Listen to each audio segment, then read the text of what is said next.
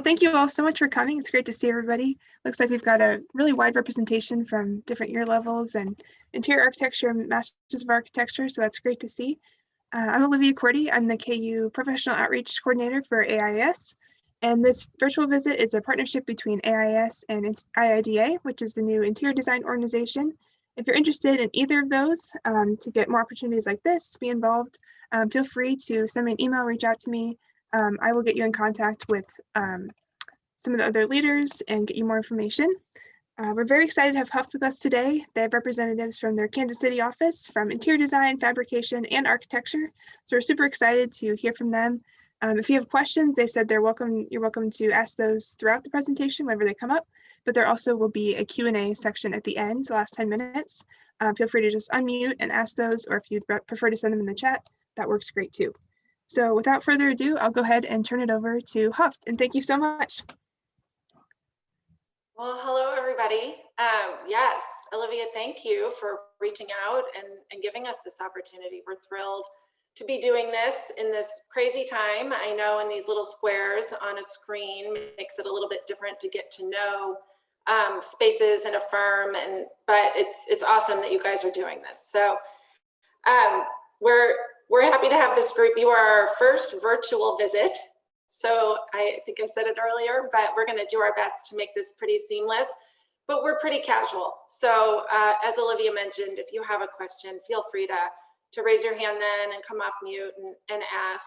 We're going to try and stay in somewhat of an organized manner today, but conversations go in different directions once a question's asked. So make sure, help us stay on track and make sure we cover everything.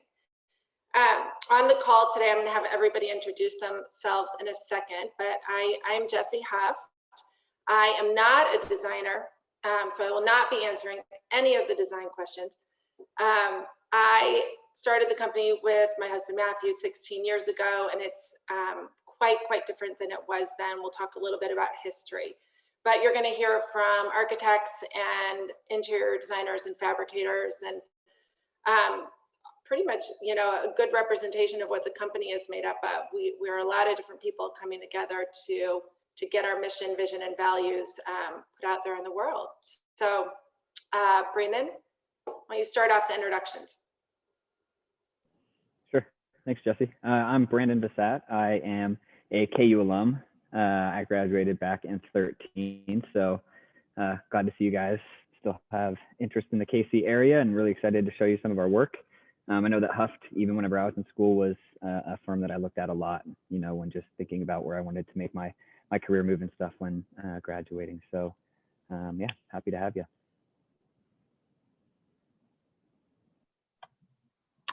My name is Jenny Haugen. I graduated from South Dakota State Interior Design Program in 2018. And I've been with Hufft for coming up on 2 years. But when we were in school, we took a firm tour actually to Hufft as well.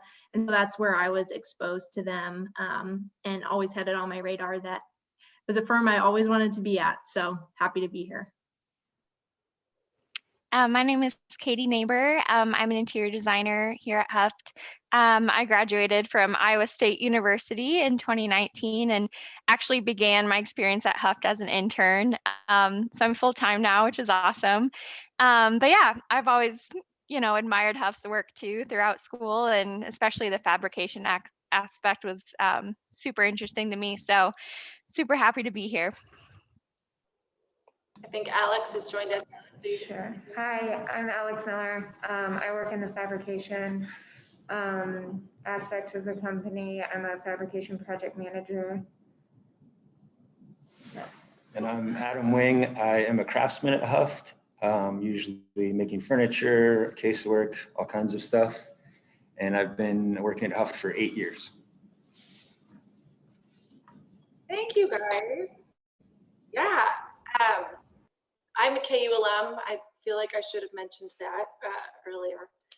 But it really is our people that make up the team and all of their talent and all of that. So we're so thrilled that we have such an awesome group of people.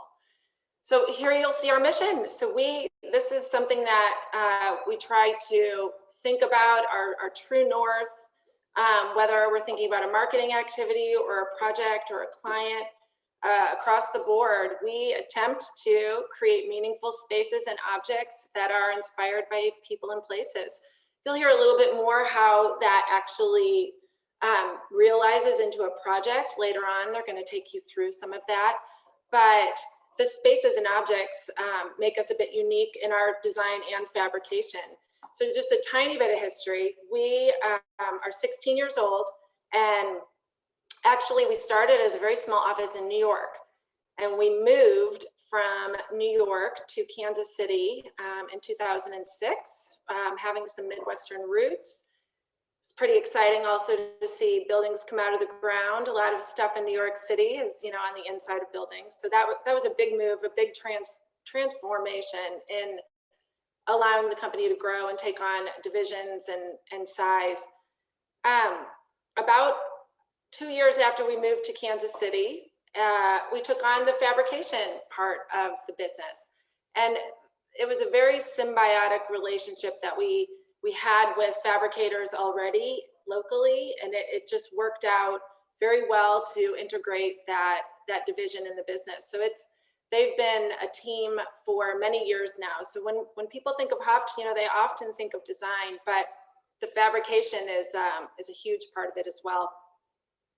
So we are 33 people.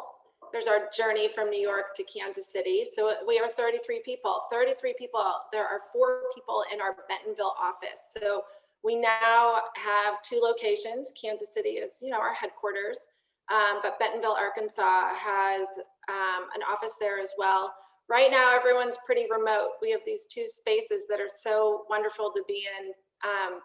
And here and there, folks come in and out throughout the week, but as a group, as a big team, we have not been under one roof for just about a year. Starting to think about what that looks like in the next few months. So we're really excited to have the opportunity to get back face to face, as I'm sure everybody feels. But these 2 studios balance the workload. We're a multidisciplinary company, so everything from commercial to hospitality, university work, institutional work, residential work. So both studios have a lot on their plates right now. I know we're going to see a couple videos that were created by our marketing department that go into a little bit more about our design and our process and our fabrication and their process. This is a throwback. This is a before picture to our Kansas City office. And this is a testament to designers. So I admitted I'm not a designer. And we went and looked at this building, and I thought, not a chance. Why would we take this on? And that vision that design has to see through the shrubs and the debris, and then it's turned into something really, really fantastic. It's about 35,000 square feet, and it allows our fabrication division and our design division, all of our administrative functions, to have this one space that we all operate in the Kansas City office. So, that relationship between design and fabricate, it's vital to our work. And where I think it's pretty relevant to today's group, it's vital to interior design. It really is, it touches a lot on the exterior of the building, but we have a lot of components that go into the interior of a project. Every time we have a new design commission or a project that might be coming onto our plate, at all times we think to ourselves, okay, so how will this impact fabricate, and what will flow through to that division? And I know Brandon and Jenny and Katie and Alex and Adam are going to talk a little bit more about how these marry into, especially taking a deep dive into one project. Certainly, if you guys have any questions on the very quick 16-year history and evolution, I'm happy to take those now. We have that Q&A at the end, but I think we'll dive into a couple videos, and I know Brandon will start us down that path.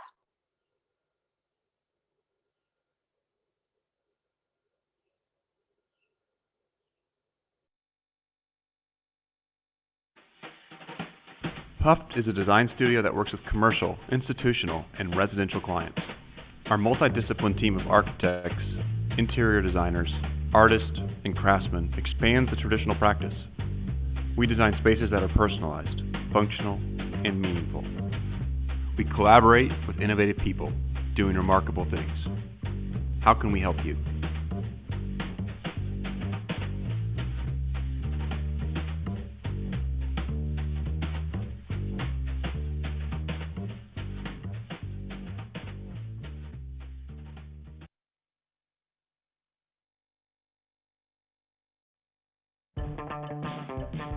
At Hufft, we build furniture, casework, useful objects, and unique architectural elements. Every project is crafted with care and thoughtful detail throughout. Utilizing creative knowledge, traditional methods, and technology, our craftsmen fabricate pieces of distinction, beauty, and strength.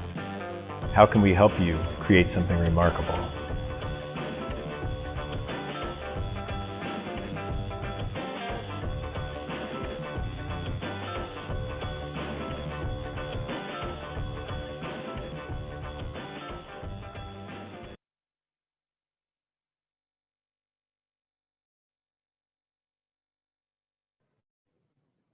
All right. Jesse, did you have anything else you wanted to do to wrap that up, or should we dive right in? You know what, Brandon, the floor is all yours. All right. Well, again, thank you guys for joining us. We wish that it could be in person. Obviously, this last year has been a challenge for everybody in their own different ways, and you know, not being able to, you know, just collaborate and communicate and, you know, share the same space has been definitely a challenge for us. I know it's been probably a whirlwind of a year for all of you in school, and I can imagine, you know, that process of being in an architecture program, having to do all this from afar, because I know how like collaborative that studio space can be and how important that is to the education process. So hat tip to all of you for dealing with it. You're still here, so really glad to see that you've made it this far. What we're going to do is we typically do this tour, and we start at the front door and we walk through our entire process, kind of how we talk about a project with our clients. If they're coming in to learn about us, we kind of walk them through, you know, our different interdisciplinary facets of the firm. So we'll go from architecture and design and how that relates to our interior designers, and then how that all gets filtered then into through the shop, because so much of what we do, or hope to do at least on most projects, is incorporate our fabrication part of this practice as well, because it's really important to have control over that many different parts of a project. There's not very many companies like us who are able to do that. So it's great to have kind of this all-in-one house type of a space. So I'll just do a quick little fly through. We got Kevin, who's our marketing specialist here, and he did a little drone shot just to kind of walk you guys through the front door. That's Paige right there. And this is the area, it's called our psych wall, where we'll do a lot of photography and videography of some of the fabricated pieces and objects that our firm will work on. This is kind of an in process. The nice part, I guess, some silver lining on not being at the office all the time now, is it's given us an opportunity to rethink how our office is set up, and we've been doing some renovations to it. So you could see that big green table. We've been shifting that around. That's kind of our collaborative all office space in the center of the building. And then here you're looking out on our sea of workstations where the designers, interior designers, marketing, and our accounting will sit. Back behind there, we'll go to next after this kind of architecture kind of deep dive, is the material library, and we'll hand that off to Jenny and Katie so they can talk about the interior side of things. As far as the architecture division of Hufft goes, I think the best way to talk about how we approach the practice and working between not just the architects, but the interior designers and our fabricators is the process that we've created here. And there's always three very key distinct parts of that, which is people, places, and concept. We think that every good design is inspired by the people who are going to be impacted by it. It's inspired by the place that it is, you know, set in, and hopefully it's going to make that place better. And then those two things combined help, you know, drive a concept that's going to make it special, so that every project that we work on has its own fingerprint. Being in school, and then getting into the actual practice is a pretty big dynamic shift of where, you know, in school you're pretty much working for yourself without a budget, without a client, or it's a fake client, and you're really just trying to create something that is inspirational and really artistic. And we definitely want to hold on to that here, but I think part of today is also showing you the other side once you get out into the practice of, you know, the day-to-day things that we do.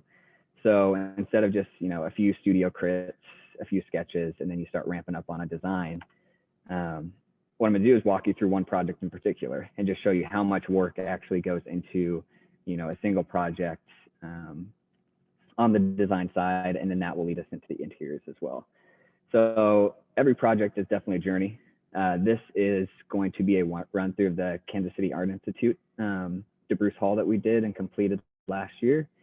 When I say that it's not just a couple steps in a process, I think this illustrates it really well. This is just a list of meetings that we had with the community and some of the stakeholders. This doesn't even include the design meetings that we had with our client. So you can start to see like how, you know, just intensive but also rewarding this process can be, because all of these meetings with the different stakeholders and community members really helped this design become what it was, and definitely an important thing that as you get out into the practice, you get more experience and exposure to, which is great. So again, talking about that people, places, and concept, I'm just going to run through this like we would a typical design presentation. This is our place. This is the Kansas City Art Institute, and this is the site that we had to work with. This was a vacant lot, and so it was all new construction for this project. Kind of sits right at the crux of a really important part of the community, and I'll show you that here in a second. So understanding that place is kind of the next thing. So, you know, you look at this, the context, you look at the historic buildings that are there, the people who are there, all that is going to help shape and inform your better design. So this is a quick diagram that illustrates that thought for us on this project. This was an RFP, and this is actually one of the very first graphics we developed to win this project based off of a public RFP that went out. And our initial thought was, you know, we're going to take all these varieties of scale, of use, and of demographic kind of residents, understand that really well and how that's going to impact the design of this project. So you can see, you know, we're not only thinking about the scale of the buildings that are there, which is residential, all the way up to the, you know, the scale of the Nelson Atkins Museum, which is, you know, hundreds of thousands of square feet, all the way down to single family residence. So a very complex place to fit a new building and make sure that it is sensitive to all those. Another thing you'll start to learn about as you get into the practice is all the zoning requirements that are involved, the property line, all of the legal things that go into it. So this is just a quick kind of legal definition of the site that we were actually allowed to build on. So we had this 250 by 130 foot plot of land based on easements and setbacks and all of the zoning stuff. We're kind of wedged into that blue box, and then to get things like parking and all of that accounted for, you can see what we're left with, which is this little 35 foot tall, I think, I can't remember the actual dimensions of the building, but it really starts to show you how, you know, constraints and parameters start to, sorry, that's our office dog Oso, starts to really inform a design on things that you really aren't having to think about as much in school right now, but it's going to be a really real part of design as you move forward. This is just a quick program diagram of the different spaces that we're working with. So this was a both a classroom, office space, and this student services building all in one. So 3 very distinct programs, all that we had to fit into this central space on campus. And a really quick, just kind of run through of how the building form is created. So again, we started with that big footprint, went through the zoning process and understanding, you know, where we could actually build, how high, how tall, the square footage. And through just iterative processes with the neighborhood, with the teachers and the classrooms and the students, we're able to get down to kind of that final massing that you see at the bottom. Another part of this was talking about the way in which we engage the streetscapes. So we have this very public facade, which faces the campus, and then these more private facades that face the single family residences. So we wanted to make sure that our elevations and our materials and our openings all spoke to those parts of the design, and we're being respectful of the things that they're facing. And then the big kind of conceptual move on this project was you know, we'd had so much of the building carved away that because of what we were allowed to build on the site, didn't leave us with a lot of room of green space. And that's something that was very important to us. So we thought about, you know, how can we bring this classroom in the garden and reinvent that, because we wanted to do that earlier in the process, but we lost that space to do it. So by opening up the entire first floor and in this large atrium space in the middle, we were able to kind of recapture that ability for all the students to feel like when they're in class, they're actually sitting outside inside of this glass box. I'm going to flip through these really quick. Again, this is just going to show you how we were slowly chipped away at with zoning and parking. These are kind of how the simple program blocks lay out. The purple is the classrooms. The blue is the office spaces, and then the student center is up top on the second floor facing east. Again, you can see we removed that core, so that's kind of the collaborative student center in the middle of the building where, you know, class gets out, kids can kind of conversate inside of there with a really nice atrium stair. It's kind of like the cornerstone interior piece there. We started to look at building forms and matching how typical houses and single family were created there. The front door is a very iconic piece of architecture that is existing in the community. Starting to set back our corners, again, to try and reduce the scale of this thing. And then to add some program back, starting to do some moves like cantilevers and stuff on the second floor so we could get our square footage to match their program. This is the site plan. Again, you can see how kind of small that building got once we started with that big plot of land and all the things we had to be sensitive to. And then this is kind of looking at those distinct neighborhood districts and how we wanted to think about all of those in our design. So we have single family, which is up on the north side, museum space with the Kemper and the Nelson Atkins on the south.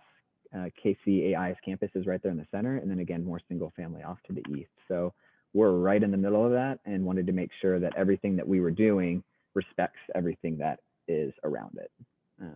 Just, you know, I think that helps inform a better design at the end.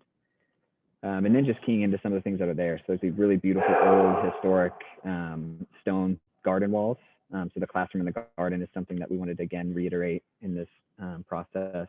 Even outside the Nelson Atkins, those are existing, and you know, those go back 50, 70, 100 years old that those have been there. So it happens everywhere within the, you know, couple mile radius of this site, and thought that that would be a great thing to play with. And again, that iconic front door that exists in the neighborhood on some of the old single family homes as well. Just showing how some of that started to apply to the building. This is just some really early elevation studies that we did. And again, you can see we're looking at some of the single family context to make sure that our building, which you can see right there in the middle is the Center for Art History, is starting to feel of the right scale with all of those neighbors, making sure that we are, you know, paying attention to where the gable heights hit, even the eaves matching in elevation. And these are some preliminary renderings that we did. Again, you can see that front portal, which passes through into the central atrium space. This sunscreen, this is a west-facing facade, so really harsh afternoon daylight in there. So we did a lot of solar studies for this. And then Alex is actually going to touch on the fact that we fabricated this in-house. We used a process through both our own in-house solar kind of studies and then working with the fabrication team to actually create the final version of this, which is really exciting. And they actually, I think they fabricated the portal, at least the interior skin application of the portal in there too. And then this is the garden on the back side. So all of these classrooms open out onto this garden space, and it's kind of a quiet backyard. Again, playing into that fact that we are in a single family neighborhood on some sides, that gives you that feel like this is the backyard of this building. Quick floor plan, it's only 2 levels. So you enter in on the first floor on the west side of the building, enter into the atrium space, all classrooms on the first level, the few offices on the north side, and then upstairs we do have an additional 3 classrooms on the west side, but then everything else is office and student services. Quick view of the interiors from a rendering perspective. And then all of this one day becomes reality, and this is what the final product looked like. So this has won oh gosh, a handful of awards now. We actually just got a cool email yesterday that the brick, it's actually a sill brick that's been turned 90 degrees on its installation to get that kind of sawtooth pattern on the base. This National Brick Association, I guess, got word of it, and we won an award for that yesterday, so that's kind of cool. But again, you can see how, you know, between the design and the final execution, it's really exciting to see these things become reality. So that's one of the best parts of graduating and actually getting to start to do this is it's no longer just, you know, a foam core model or a rendering. You get to actually walk through this one day. A few more shots of the exterior. Again, walking in through that portal. This is that great, really daylit kind of classroom in the garden with glazing all the way through on that first floor. The atrium space that's there in the middle. We wanted to design this for flexibility. So the first floor classrooms have these foldable partitions. They can open up to become larger classrooms or open it up for events. Absolutely wanting to be flexible as, you know, the classroom is constantly changing with new technologies and practices. And a couple more shots here. Alex, do you want to talk a little bit about the sunscreen? Or Adam? Sure. I'm actually going to let Adam talk about this because this project was just finishing up when I started about 1.5 years ago. So I saw these going out the door, but I did not see them getting fabricated. Cool. So of course we have a lot of great designers here at Hufft, and they're good to work with, and they always keep an eye out for you know, areas of the project where we can sort of insert these made in-house sort of unique features. So at a certain point in time, they have their design, they come to us and say, they show us the design, they say, you know, what is this possible? Can we make this happen? And usually we can come up with, you know, a good solution. But this is aluminum frame hung on the brick with the wood is poplar. It's a thermally treated poplar, and the name brand is Cambia. There's a few different companies that make that, but poplar is usually a really light colored kind of greenish wood, but the thermal process turns it into this nice dark brown. And if you look at it today, it's aging and it's turning into kind of a nice silvery gray color, which maybe looks even better than it did originally. So yeah, I don't know. We did this. We did the entry portal, and we did another sunscreen on the south side of the building. And so it was a pleasure to be able to, you know, that's something that we offer that other architecture firms can't really do, is, you know, design something and build it. So it's fun to be able to put these little features into our projects. Thanks, Adam. We definitely, the design side definitely make it interesting and often difficult for these guys, and we'll bring in something like, you want to do what? And they always come through. So it's awesome to have those guys here. And it also helps teach us, you know, down to the detail level of how things can go together, and it makes us better designers whenever you're getting into that level of finish and constructability. I think I'll have a couple more slides here, and I will turn it over to Jenny and Katie for the interiors. Does anyone have questions, or we just want to keep motoring through and we can do that all at the end? I have a question, if you don't mind taking it. Sure. It like pertains to kind of, do you have to do in-house like detailing when you're working with that with your fabricators? Like, is there a your communication process? Is it just a verbal relaying of what you want, or is there you know, is the interface more so drawings and like technical drawings? Because typically you might send that out to someone. It's not typically in-house. So is there kind of a time saving benefit where you can just say, okay, I trust you, you know, to take on what I have up here and bring it to fruition? Sure. I mean, it's kind of twofold answer. One, all those drawings are still required. You know, anything that goes through our shop is still going to have a fully, you know, vetted and produced set of shop drawings. The benefit of that is we're doing it here. So anything that we are going to do as far as casework or furniture pieces or even the sunscreen, Alex and their team are still going to work with us hand in hand on creating those shop drawings because you need those for record. There is the opportunity, I mean, obviously not every project is able to go through that process with us. So, you know, for instance, if you're doing a multi-family project that has 300 units, so that's 300 kitchens, that is going to go through an exterior process.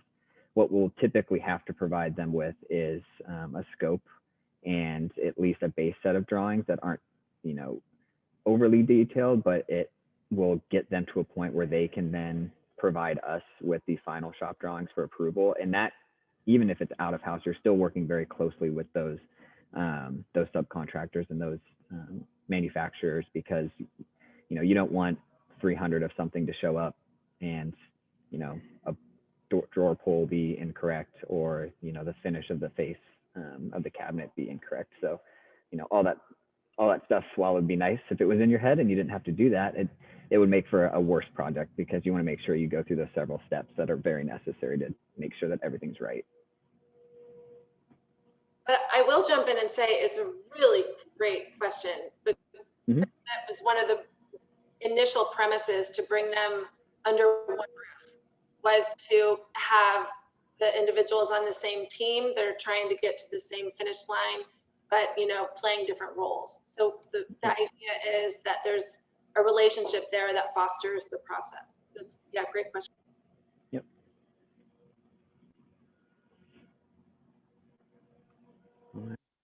Jenny, you want to kick it off? Yeah. So this is a quick little video again, heading back into the back portion of our workspace. And this is our interiors library.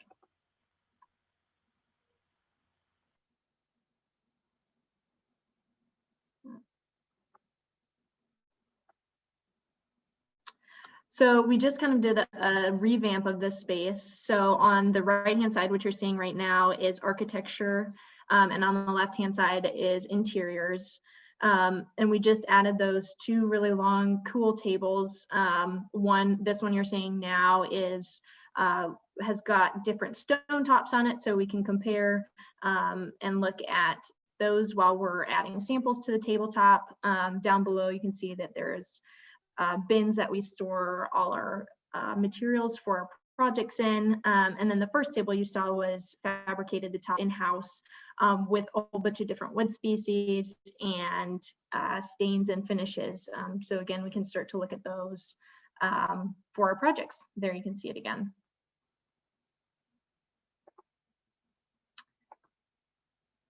So Katie and I are gonna take you through a project that we've recently are starting to wrap up. Right now it's in the permitting process and should start construction here in a few weeks. But this is a really great example of a project that we started really early on in the programming phase and got to do a really large programming exercise with the client, all the way through schematic design, design development, construction documents, and now soon will be construction administration. So as Brandon mentioned, the people places concept is key, not just in the architecture realm, but in interiors as well. And even though we often start with buildings that are already existing in interiors projects, we did get pulled on to the project that Brandon showed as well. But this is an example of one that has an existing building that we had to use some creative solutions because of the existing constraints that were given to us. So this is a project that the University of Arkansas came to us, and they are wanting to open up a remote location in the Bentonville area because of a lot of the corporations in the area, like Walmart. There's a ton of product development and a lot of startups happening there, and U of A just really wanted to be like right in the middle of that and have a space that they could collaborate with local entrepreneurs and local businesses in the area. So long-term goal is that they'd love to have a full campus here, but for short-term, they're planning on renting some tenant spaces. So you can see in this diagram here, they've got this space 1, 2, 3, and 4 that they're going to take over. And so kind of our job right off the bat was looking at the context of Bentonville and what that meant to their overall goals of the project. So Bentonville's really outdoorsy, super active. So we wanted to keep that in mind. Actually, right here, this yellow dashed line is one of the main bike trails that runs through the area, and it runs right behind the site. So we've incorporated bike racks in the interior of these spaces, and wanted to just have this overall kind of really outdoorsy feel, connection to the local site. So we're going to hone in on this space 3 here and kind of walk you through a bit of the process that we went through to get to our final design. So as mentioned, we have to work with existing constraints a lot of times. And so we started to dial in on what those were. So this space 3 here, there was light coming in from this direction. It's open, it was industrial, active, flexible. And then we started to pinpoint what does it still need to function. And so it needs technology, furnishings, acoustics, because it was a really large open box, graphics and accessibility. So started to hone in on what is needed. As far as the people aspect of our process, this was a really great project where we got to get in kind of ground level with a client to figure out really what they needed. And they didn't really know. So it was a great process to work together with them to hone in on that. So this is just an example of, we did a lot of client interviews and client surveys to figure out, okay, do you need training rooms? Do you need small meeting rooms? Do you need workshop space? And a whole bunch of different entities within the university collaborated with us to get these answers to hone in on what our final program would be. So these were all the different user organizations within the university that we were working with.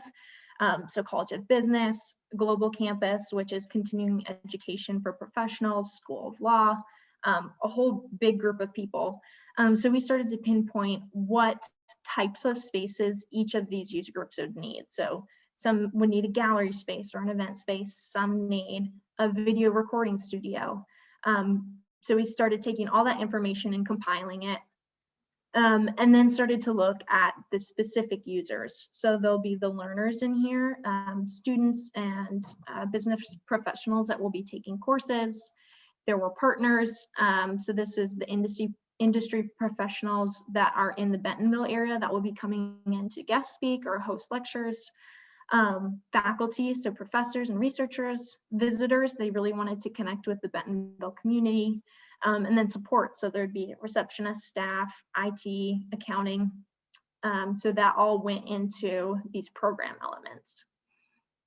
So we started to break down the program into these 5 main areas of learning, meeting, working, gathering, and support, and just started to list out all of the spaces that we needed to include in this program within these 4 spaces.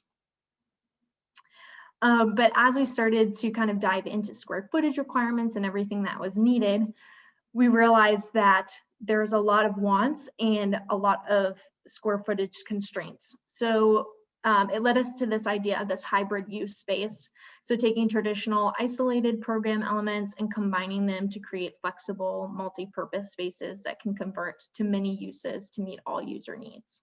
So this was kind of the big idea behind our designs. You can see here, this is kind of a diagram starting to block out all of these program elements that we identified. And then these are our spaces, kind of rough outline block diagrams. And you can start to see that there's a lot of additional requirements that kind of start to have to overlap. And so that was a big design challenge for us.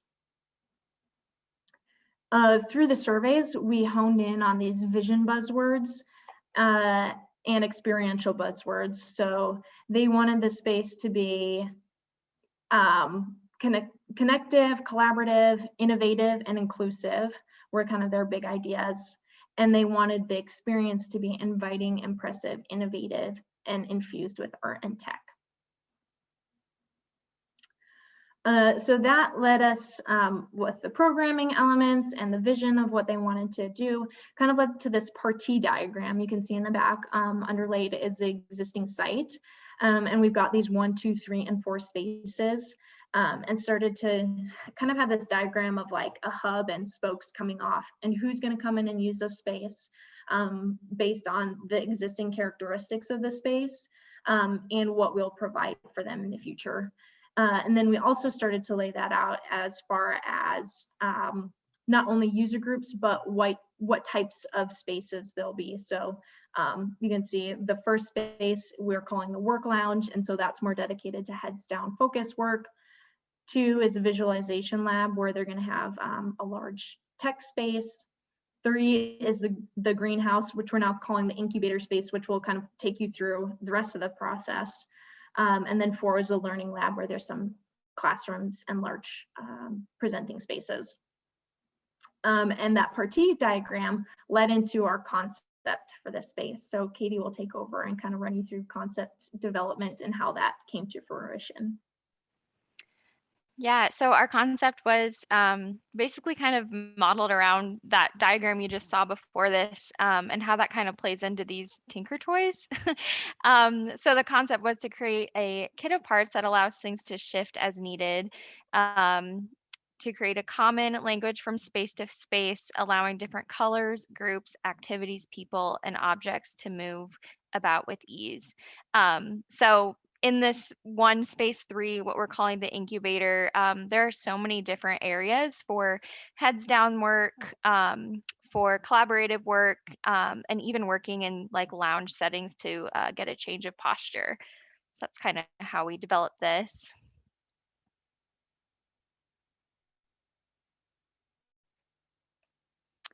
So then for the interior scope, really when we start the projects, we start to kind of gather some inspiration images to create a look and feel mood board for the space. So some of our keywords going along with the innovative connectivity and collaboration visual buzzwords that the client gave us was to look for images that felt inviting, minimal, mobile, fresh, and have some pops of color. So we try to pull these from sources like Pinterest, Unsplash, and Instagram, and just find as much inspiration as we can that would definitely tie into our concept.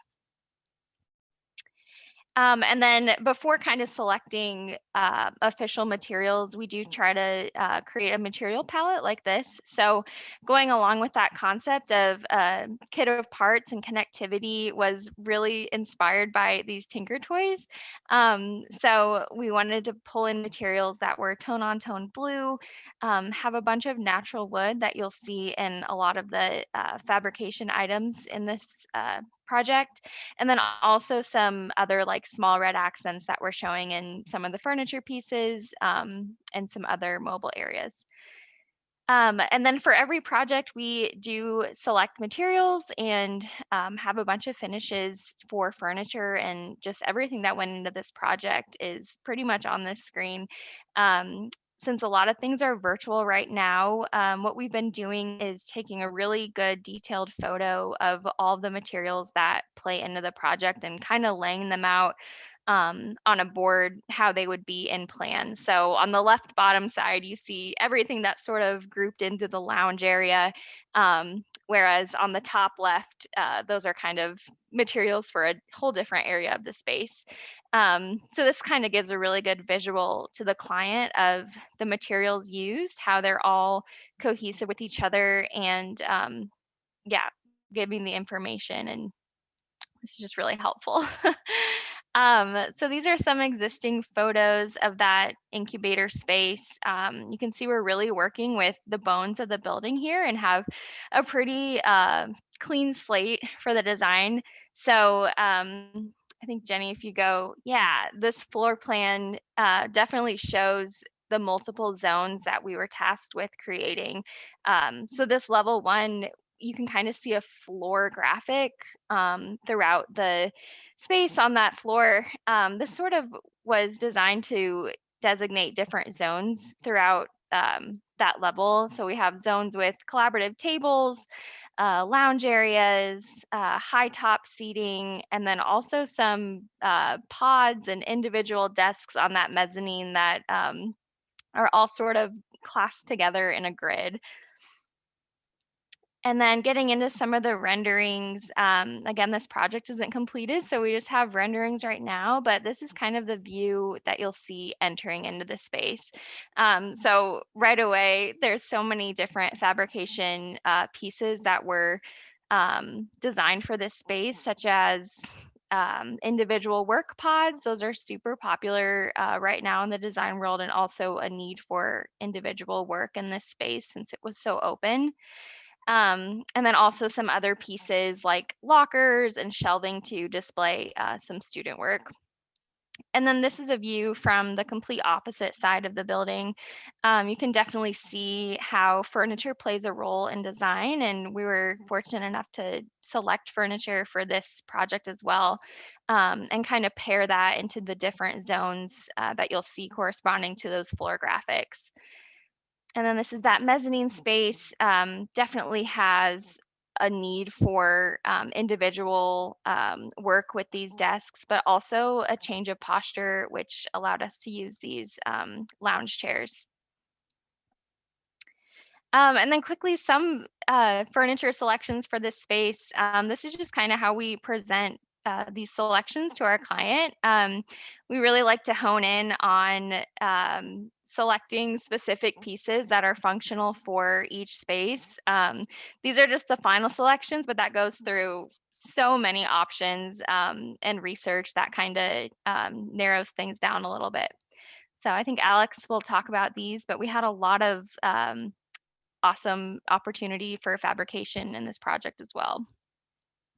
So yeah, this project was a really great opportunity for fabrication.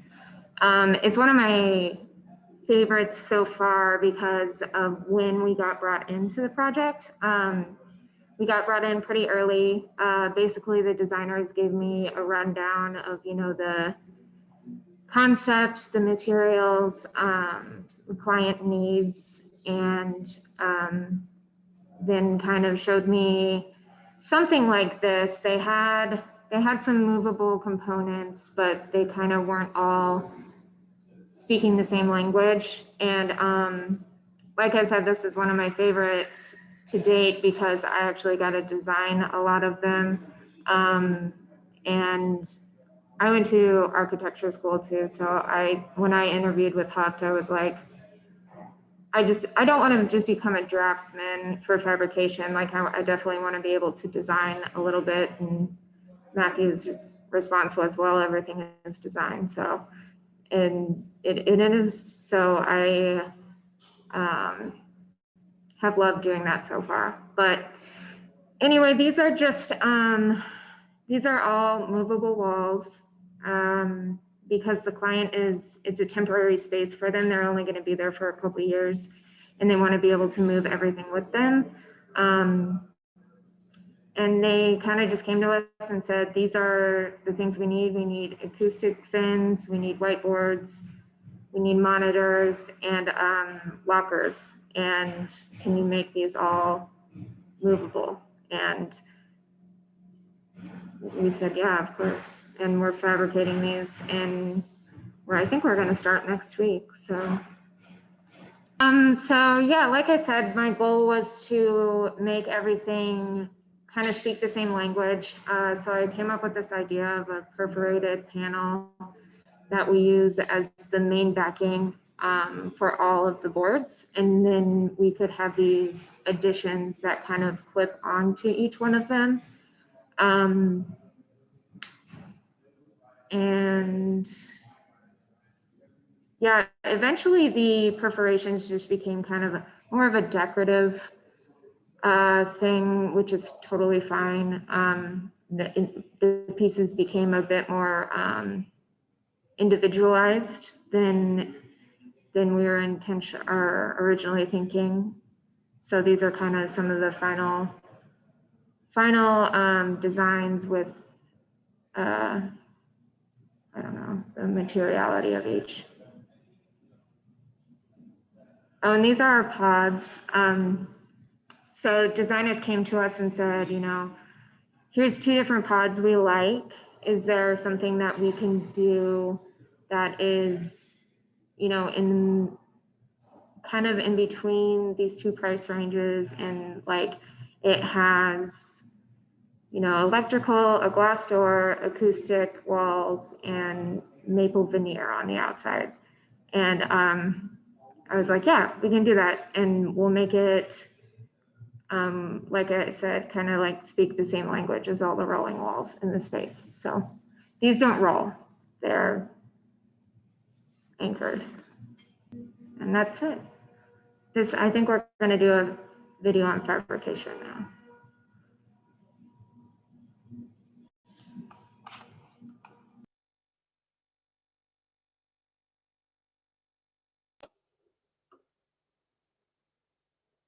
Yeah, I think as Brandon mentioned in the beginning, when we do these in person, you know, we take this lap around the facility, and this is usually the direction of how we go, and we end in the shop and we talk all about the different stations and the roles that the guys play out there. And usually there's something cool to look at on one of the tables or on the CNC, which is Adam. And we have a finished booth, and end with our finished booth, and then pop back into the studio space. So we were hoping that this view kind of gave you a little bit of a physical sense of what it feels like to walk through the Kansas City office anyway.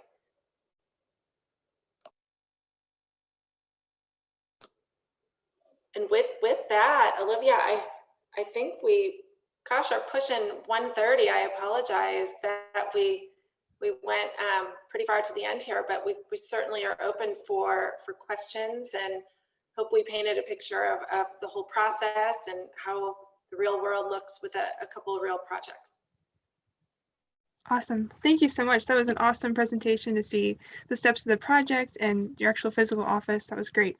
If you guys have any questions, if you're more comfortable putting it in the chat, that works fine, or just unmute and go ahead and ask them.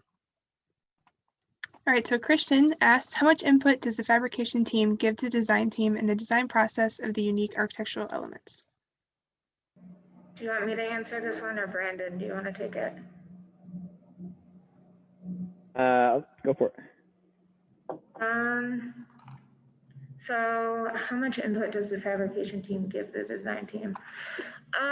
Really, it just comes down to detailing. I mean, the designers are more, present us with like concepts and say, you know, I want this, how can we make this happen? And on the fabrication side, it's our job to, you know, get down to the nuts and bolts of like how everything actually goes together. And if they present us a concept that just won't work, which I've actually never seen happen here because our designers are very smart about design. But if that were to happen, we would just, you know, one of either myself or the other fabrication project manager could take a stab at like a redesign and say, that won't work, but we could do this. And sometimes that happens and we go back and forth, and, you know, the original concept is still there, but it's tweaked a little based on, you know, the actual constructability of it. I'll go ahead and ask one, throw one in there. So I was going to ask about the ideation process and what that's like. If you guys physically, or maybe before COVID, like sat around a table and would draw on trace paper and whiteboards, or is it more like sharing a screen and writing on that, or sending information to each other? And what's that process like? I think it varies a lot from project to project. Obviously, it's changed a lot this last year, where we've had to learn a few new tools in order to collaborate the way that we used to. Obviously, nothing beats sitting down in a room with your team and just sketching it out. We have, every one of our conference rooms here has 2 blackboards on either side. So we can sit in there for, you know, hours on end and just sketch and talk things through. And it's also in combination with the technology that we have, right? So you have all of these new 3D tools that, you know, we use a software called Enscape. I'm sure some of you are familiar with, where we're at the point now, whenever I was in school, and that's really not that long ago, you know, we would have to wait an entire night for rendering to pop out. And if it messed up, then I would have to get back up into the bridge lab at 7 in the morning, hoping with fingers crossed that it looked good. And if not, then I'd have to do it again. Now we're literally able to render in real time. So we like to definitely use the best tool for the stage of the process that we're at. And because things are so fast now, those tools become much more valuable early on in the process. So yeah, it just kind of depends where you are, what you're doing. If just for a basis of reference, we'll typically run a parallel SketchUp and Revit model.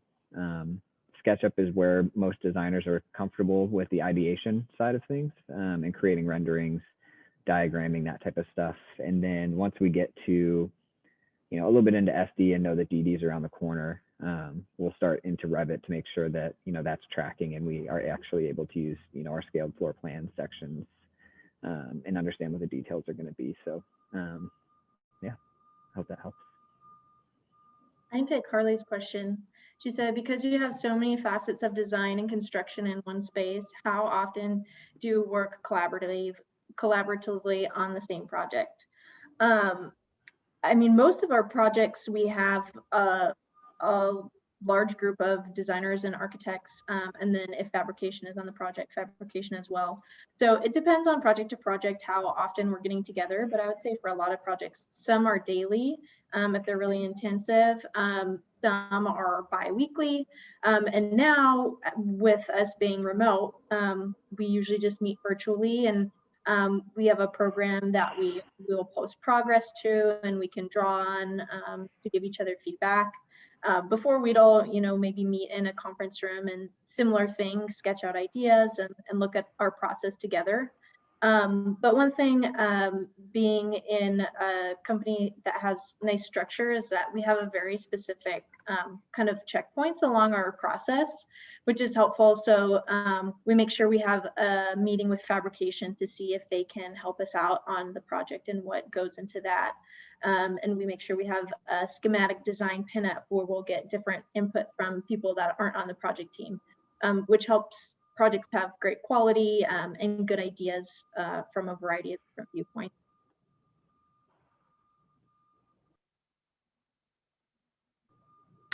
Awesome.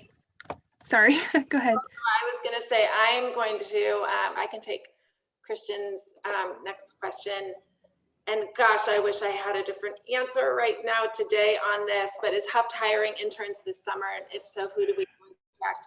Right now, this is today. This does not mean this won't change. And I'm very sensitive to the fact that right now is when everyone's looking for this.